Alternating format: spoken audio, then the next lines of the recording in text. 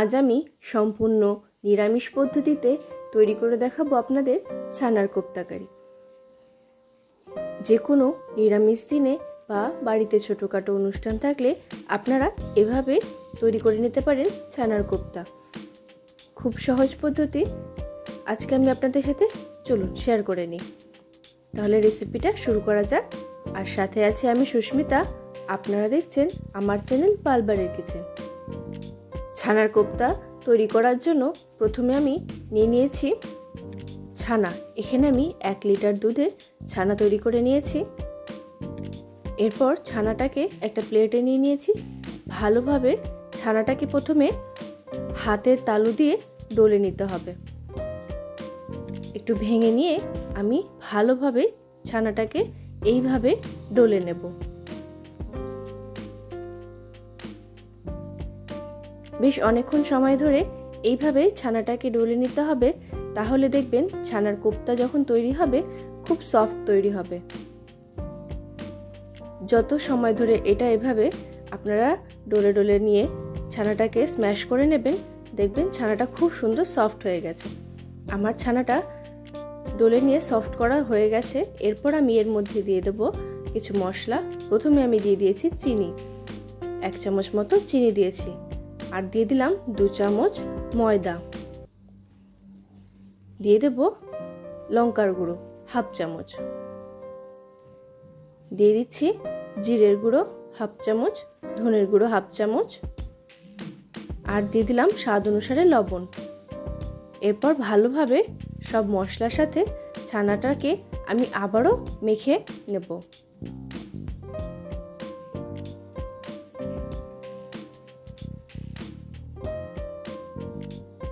সমস্ত মশলার সাথে ছানাটা খুব ভালোভাবেই মেখে নেওয়া হয়ে গেছে।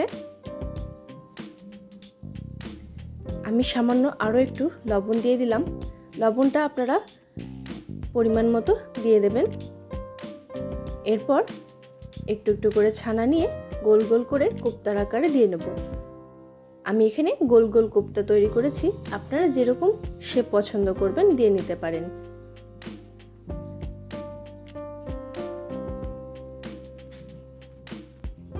সমস্ত কোপ্তাগুলো আমি তৈরি করে নেব। প্রথমে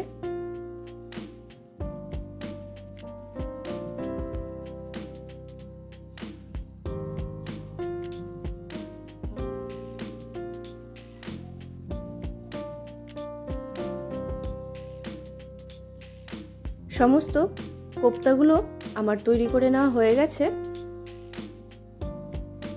একটা প্লেটে আমি তুলে নিচ্ছি।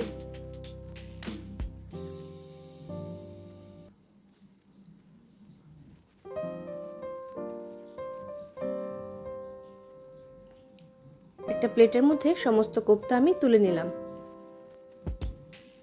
এরপর মশলা তৈরি করব। মিক্সিং জারে দিয়ে দিলাম আদা, দিয়ে দিচ্ছি লঙ্কা, এরপর দিয়ে দেব চালমগজ,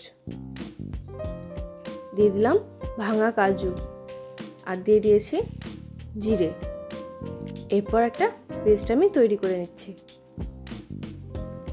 মশলার পেস্টটা তৈরি করে নিয়েছি। এরপর কড়াই বসিয়ে দিয়েছি। কড়াইতে দিয়ে দেব রিফাইন্ড অয়েল।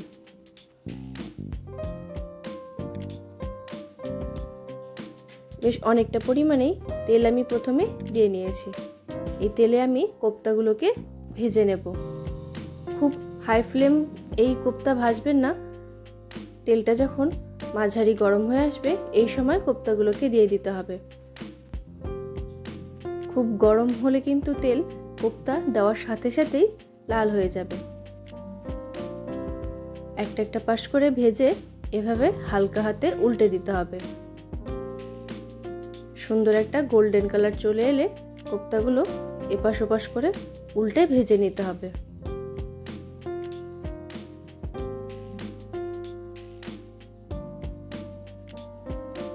কোপ্তাটা ভাজার সময় গ্যাসের ফ্লেম কিন্তু মাঝারিতেই রাখবেন, হাই করবেন না কখনো।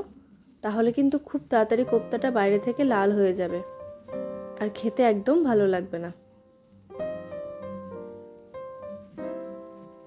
আমার কোপ্তাগুলো ভাজা হয়ে এসেছে, তুলে নিচ্ছি।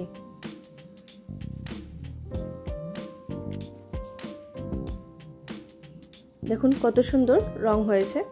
এইভাবে বাকি কোপ্তাগুলোকে আমি আবারও ভেজে নেব।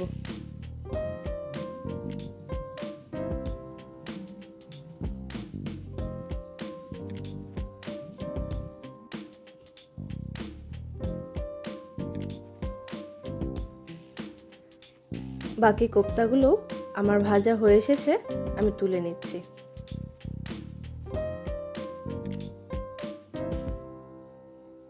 সমস্ত কোপ্তাগুলো আমি ভেজে নিয়েছি। এরপর আমি কড়াই থেকে কিছুটা তেল কমিয়ে নিয়েছি। তারপর ওই তেলে আমি ফোড়নে দিয়ে দিলাম একটা শুকনো লঙ্কা, দুটো এলাচ আর দারচিনি। এরপর ফোড়নটা একটু নাড়াচাড়া করে নিচ্ছি।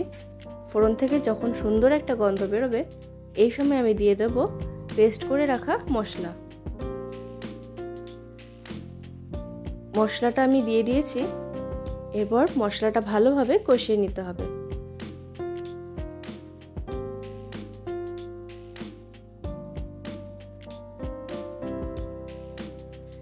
আমি একটু মশলার বাটি ধোয়া জলটাও দিয়ে দিলাম। তারপর আবারও মশলাটা ভালোভাবে নাড়াচাড়া করতে থাকতে হবে, যেহেতু কাজু বাদাম দেওয়া আছে, নিচেই লেগে যেতে পারে, তাই মশলাটা একটু কন্টিনিউ নাড়তে হবে। এরপর আমি দিয়ে দেব স্বাদ অনুসারে লবণ। এখানে আমি আর কোনো রকম মশলা ব্যবহার করব না। এখানে হলুদ গুঁড়োও আমি দেব না, যেহেতু আমি কোপ্তা কারিটা সাদা রাখতে চাই, তাই আমি এখানে কোনো হলুদ ব্যবহার করিনি বা কোনো কাশ্মীরি লঙ্কার গুঁড়োও ব্যবহার করিনি। আপনারা চাইলে এখানে দিতেই পারেন।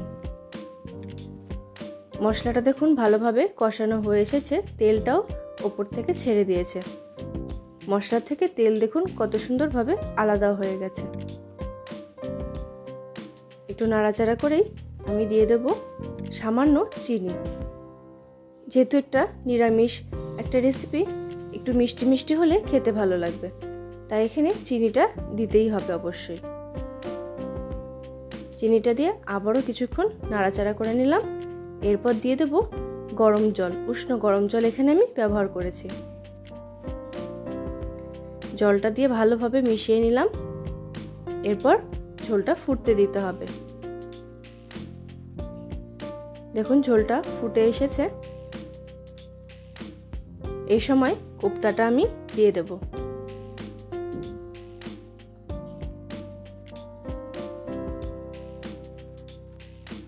কোপ্তা দিয়ে আরও 5-7 মিনিট এই ঝোলটাকে ফুটিয়ে নিতে হবে।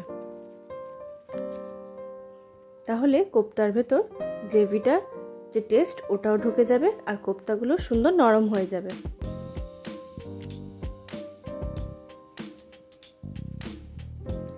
নামানোর আগে দিয়ে দিলাম সামান্য গরম মশলা। কোপ্তা কারিটা প্রায় তৈরি হয়ে এসেছে। গরম মশলাটা দিয়ে আর 2-1 মিনিট একটু ফুটিয়ে নিলেই তৈরি হয়ে যাবে আমার কোপ্তা কারি রেসিপি। এটা আপনারা পোলাও, ফ্রাইড রাইস কিংবা ভুনা খিচুড়ির সাথে পরিবেশন করতে পারেন। সামনেই পুজো আসছে, যে কোনো একটা দিন এরকম একটা নিরামিষ রেসিপি আপনারা বাড়িতে তৈরি করে নিতে পারবেন। আজকে আমার এই রেসিপিটা আপনাদের কেমন লাগলো অবশ্যই কমেন্ট করে জানাবেন। ভালো লাগলে একটা লাইক করে দেবেন আর আমার চ্যানেলটি সাবস্ক্রাইব করে পাশে থাকা বেল আইকনটা প্রেস করে দেবেন। তাহলে যখনই আমি একটা ভিডিও আপলোড করব তার ইনস্ট্যান্ট নোটিফিকেশন আপনাদের কাছে পৌঁছে যাবে। ধন্যবাদ।